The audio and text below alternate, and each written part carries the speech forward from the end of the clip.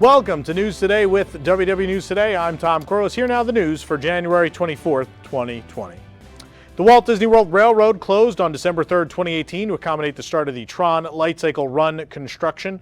Since then, the train has sat stationary at the train station on Main Street as an exhibit of sorts where guests are welcome to walk up and down the platform to analyze the train. That's what people do. Its engine, and in some cases, they could sound off the bell. On January 27th, the train exhibit will be moving to the Fantasyland station at Storybook Circus. Internal refurbishment calendars have confirmed that the train will remain closed through 2020. The entire facade of City Hall on Main Street, USA at the Magic Kingdom is covered in scaffolding and a plain beige scrim currently.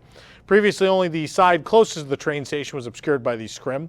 The scrim and walls extend far out from the building and onto the sidewalk, and even the sides of the building are covered for refurbishment, including the side that we covered earlier this month. City Hall is still open during the refurbishment, including both the front and the side ADA entrance. The front entrance to City Hall is now a beige tunnel for guests to traverse, but nonetheless they can get to guest services. The Pirates League inside the Magic Kingdom is closing forever on July 27, 2020, after being open for over 11 years. It's been open since 2009. At this bibbidi-bobbidi boutique-style location, guests young and old could be transformed into pirates or mermaids. Make sure you get your final swashbuckling makeovers in before the summer is over. The Pirates League is located between the entrance of Pirates of the Caribbean and the Plaza del Sol Bazaar. As part of ongoing construction, guests can no longer exit the Transportation and Ticket Center by Mickey's Gift Station.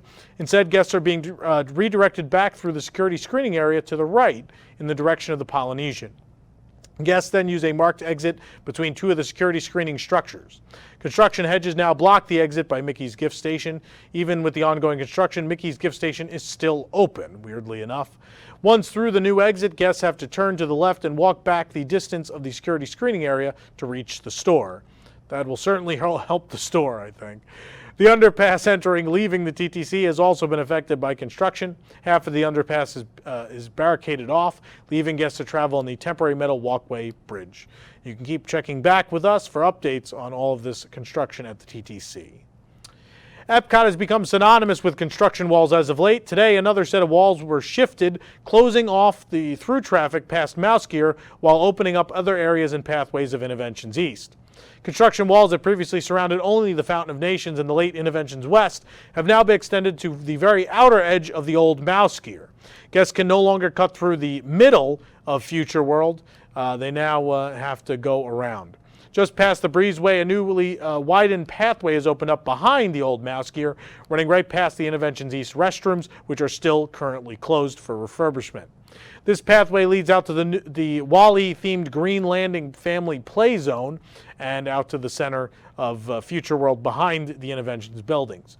Ultimately, this pathway, again, leads out to that center area, the bridge to World Showcase, if you will. Over by Guardians of the Galaxy Cosmic Rewind, the bypass walkway is now partially open. Guests can walk up to the new Guardians of the Galaxy and Play pavilions, themed walls, and as well they can walk right up to the Cosmic Rewind building itself. As you walk on in, there are still scrim-lined fences along the sides as well as scaffolding visible over by the Guardians entrance plaza. The walkway is roped off at this section where guests will eventually make their way down the slight ramp and around to guest relations. Along this pathway, you can see the new themed concrete patterns for the Guardians of the Galaxy area. And over by guest relations, the other side of the bypass is roped off as they continue work underneath Spaceship Earth by Gateway Gifts. That should be done soon, and once that's done, we expect this path will open all the way through. As we near the delayed opening of Space 220 at Epcot, preparations are underway to welcome guests to the restaurant's covert entrance. It seems like it's going to be covert. Guests enter through the right side of the Mission Space facade, where walls currently went up around just the entrance doors, but now just outside, new construction walls now line the edge of the attraction's facade planter for modifications. This area could potentially become the space for a new check-in podium or host stand, as well as signage and a menu board for Space 220. The inner pathway, which has been roped off for some time now, leads directly to the restaurant's entrance doors. On the perimeter of the restaurant, all portions of the exterior have or are currently being painted green as a means of camouflage. However, space orb theming has been spotted on one of the adjacent building structures, themed to match the exterior of the rest of Mission Space. While Space 220 is confirmed for an early 2020 opening, whatever that may be, the latest job listings put the restaurant's official opening month in February 2020. But anything can happen. No construction project over the last several years seems to have made its deadline, so we're not holding our breath. Regal Eagle Smokehouse craft drafts and smokehouse construction is still underway at Epcot, even though several pieces of literature handed out the park have said it's supposed to be open by now. The latest park map, of course, says that it should be open, and of course other things said it was going to open in December. That didn't happen either. But either way, the staircase and seating area is currently closed off and surrounded by planters. Directly in the front of the restaurant, we can see some of the pit area that will house a large smoker, according to the concept art. Poles are visible in several places around the brick wall where lighting fixtures are still to be installed. Construction appears to be focused on the walk-up window to the left of the entrance. Stay tuned for more updates and menu reviews once this thing actually opens. The latest mini ears in the Disney Parks designer collection are here. They're the John Coulter turn-of-the-century design that can be found in person exclusively at the Epcot International Festival of the Arts. They're currently available for $48 exclusively at the Wonderground Gallery tent near the Germany Pavilion. The ears call back to some old-fashioned Mickey and Minnie Mouse designs and fit right in at the festival. The ears will be widely released in March at Walt Disney World and at Disneyland and online at shopdisney.com. You can also meet John Coulter at the tent from January 24th through the 26th, where he will sign the item for you. The new Park Life collection honors park icons, attractions, and more, and you can see that on my shirt. And now you can have a classy A-line dress with all-over print of the fun design. It actually matches this shirt. I'm wearing the Disneyland one, though. I will warn you. It's not the Disney World one. I do have that one, though. The dress features a halter tie top in dark teal to contrast against the aqua pattern fabric. A teal segment in the middle cinches the dress at the waist, and a broad teal band at the bottom gives it some extra flounce.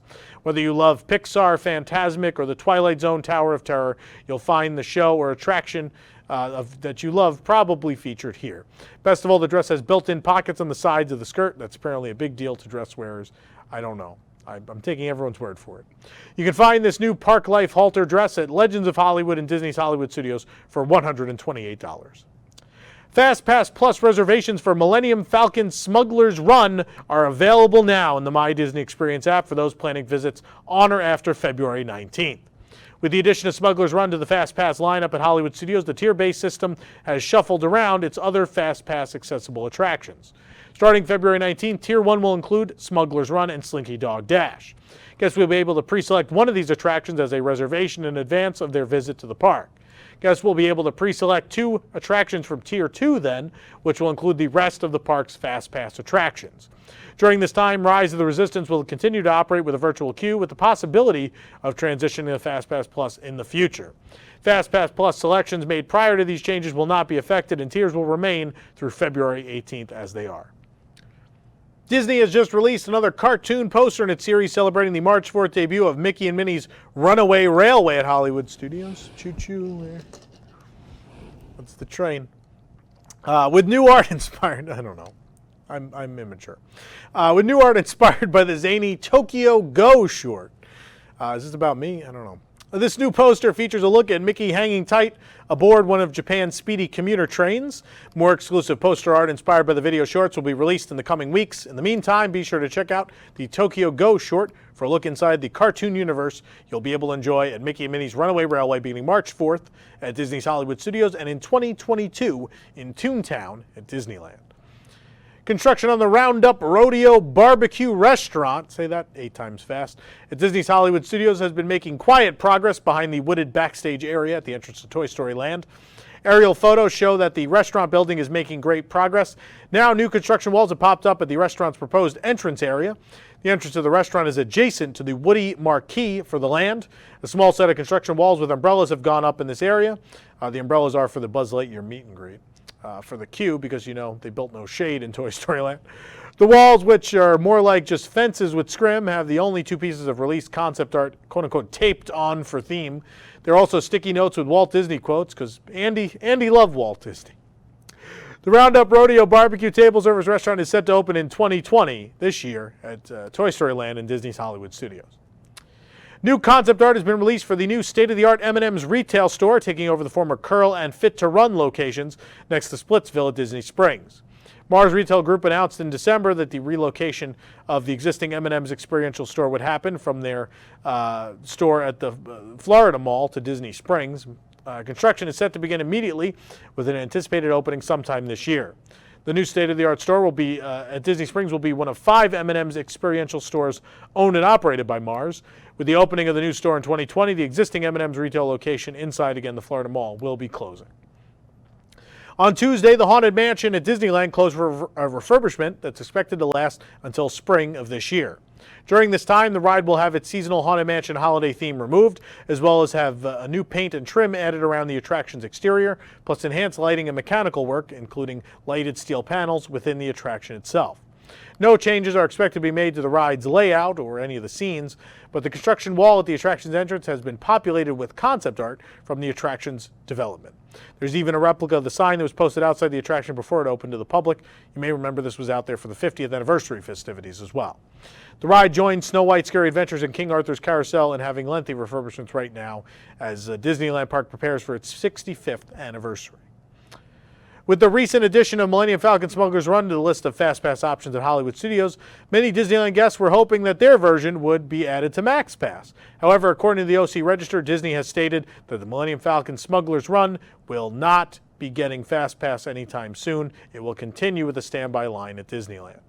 Based on how long it took Hollywood Studios to activate FastPass for Smuggler's Run, the OC Register indicates that Disneyland might not follow suit until further down the road, possibly in April.